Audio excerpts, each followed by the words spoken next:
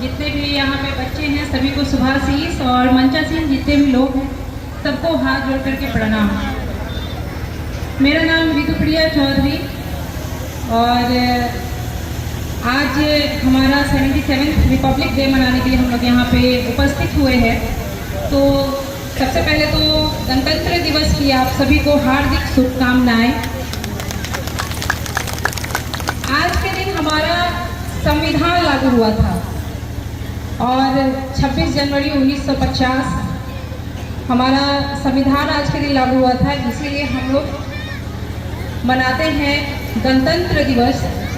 और यहाँ पे बहुत प्यारे प्यारे बच्चे बैठे हैं, स्टेज के पीछे भी बहुत प्यारे प्यारे बच्चे हैं जो बहुत ही अच्छे परफॉर्मेंस दे रहे हैं। और अभी हमने परफॉर्मेंस देखा चाइल्ड लेबर के ऊपर, बच्चों को शिक्षा का अधिकार, हर बच्चों को शिक्षा का अधिकार। तो ये तो सही है कि हर बच्चों को शिक्षा का अधिकार है और शिक्षा मिलनी भी चाहिए। बच्चों को स्कॉलरशिप भी मिलता है पढ़ने के लिए, इसलिए बाधा कोई नहीं है, बाधा हमारे दिमाग में है। बाधा हमारे दिमाग में है, हम जो सोचते हैं वही करते हैं और उसी अनुरूप हमारा दिमाग भी सोचता है। बच्चे कोरा कागज है, आप उन पे जो लिखेंगे वही लिखाएगा। बच्चों को जैसा बनाएंगे वैसे ही बनेंगे।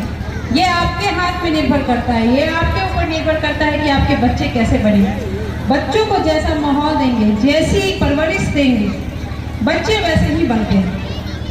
मेरा मानना है पर्सनली कि बच्चे 90% अपने माता पिता के जैसे होते हैं, 99% इनफैक्ट 1% होते हैं जो बाहरी दुनिया से वो लेके आते हैं, क्योंकि मैक्सिमम टाइम वो अपने माता पिता के साथ गुजारते हैं।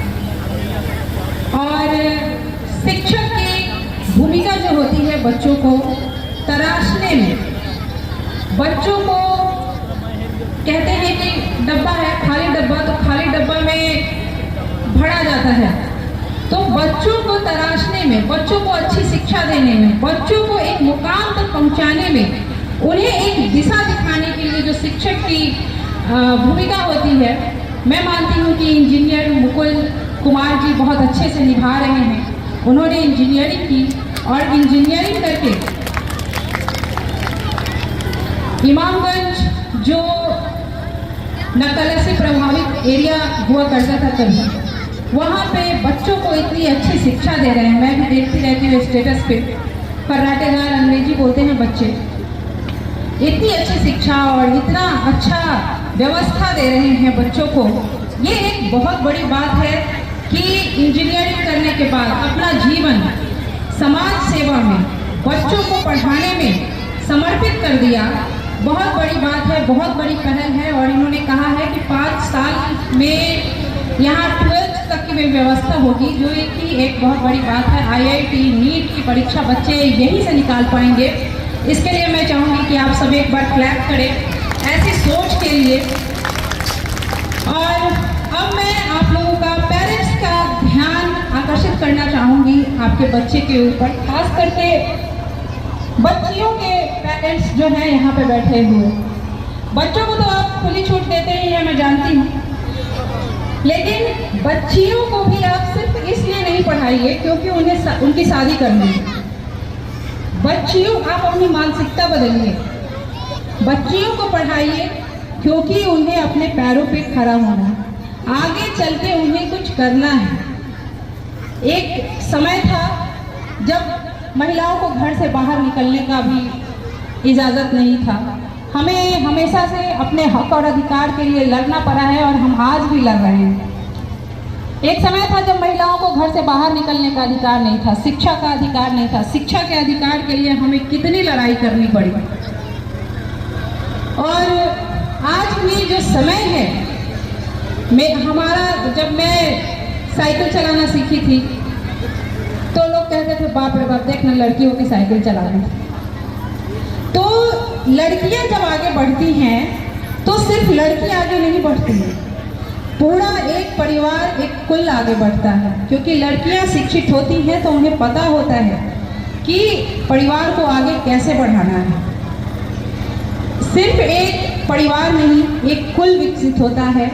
उन्हें पता है शिक्षा का महत्व क्या है।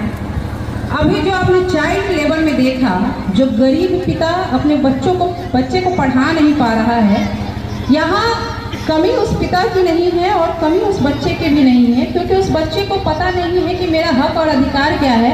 और उस गरीब पिता ने, क्योंकि पढ़ाई नहीं किया है, शिक्षा का महत्व उसे पता नहीं है, उसे बस पता है 2 वक्त की रोटी, तो उसे नहीं पता है कि शिक्षा का क्या महत्व है। मेरा बच्चा पढ़ लिख लेगा तो कहाँ पहुँच जाएगा। जिन्होंने शिक्षा का महत्व समझ लिया, आज देखिए सब्जी बेचने वाला का बच्चा भी IIT में पढ़ता है, रिक्शा चलाने वाला का भी बच्चा भी IIT में पढ़ता है। क्यों पढ़ता है? क्योंकि उसके गार्जियन ने शिक्षा का महत्व समझा है।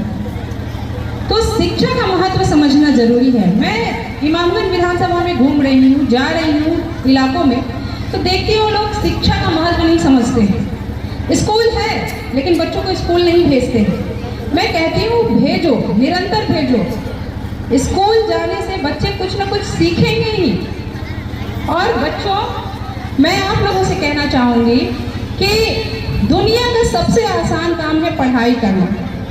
आप सोचो, आपके जितना बच्चा कंस्ट्रक्शन साइट पे ईंटा ढो रहा है, धूप है, कड़ी धूप है, भूखा है। ईंटा ढोना ज़्यादा आसान काम है या बैठकर पढ़ाई करना आसान काम है? बोलो, बैठकर पढ़ाई करना आसान काम है? तो पढ़ाई करना दुनिया का सबसे आसान काम है। पढ़ोगे तभी आगे बढ़ोगे। बच्चियों, कान खोलकर सुन लो, पढ़ाई, शिक्षा उस शेरनी का दूध है जो पीता है वो दहाड़ता है। और पढ़ लिख लोगी तो अपने हक और अधिकार को जानोगी, तर्क करना जानोगी, सवाल करना जानोगी और सही और गलत में अंतर करना जानोगी। तो बहुत ज़रूरी है कि आप शिक्षित बने। मैं अपनी बेटियों को पढ़ाती हूँ। छोटी वाली तो अभी बहुत छोटी है, बड़ी वाली थोड़ी बड़ी हो गई है। अक्सर मैं डांटती नहीं हूँ अपनी बेटियों को, जो करती है करने देती हूँ, लेकिन जब पढ़ाई के वक्त बदमाशी होती है तो उस समय डांटती हूँ। तो बड़ी बेटी ने पूछा, मम्मा आप पढ़ते वक्त क्यों डांटती हैं? तो मैं भी सोच में पड़ गई। मैंने उसे एक सिंपल सा एग्जाम्पल से समझाया, बेटी स्वादिष्ट सब्जी खाती हो, सब्जी कैसे बनता है? सब्जी को बनाने के लिए पहले सब्जी को गर्म तेल में जलना पड़ता है। गर्म तेल में सब्जी नहीं जलेगा तो स्वादिष्ट सब्जी नहीं बनेगी। तो तेल क्या है? डांट है और तुम सब्जी हो। तो वो समझ गई। उसके बाद से मैं उसको जब भी डांटती हूँ कहती हो तेल दे रही हो। तो आगे बढ़ने के लिए, आगे कुछ करने के लिए पहले जलना पड़ेगा। जब तक जलोगे नहीं, और तुम लोगों को तो जलना नहीं है, तुम लोगों को तो सब कुछ मिल रहा है। तुम्हारे पेरेंट्स, तुम लोग लकी हो कि तुम्हारे पेरेंट्स इतना अफोर्ड कर पा रहे हैं कि तुमको इतने अच्छे स्कूल में पढ़ा पा रहे हैं। सब कुछ तुम्हें मिल रहा है और तुम्हें कुछ नहीं करना है, बस बैठकर पढ़ना है। उन बच्चों से पूछो जो पढ़ना चाहते हैं लेकिन उनके पास वो संसाधन नहीं है, उनके पिता वो अफोर्ड नहीं कर सकते हैं।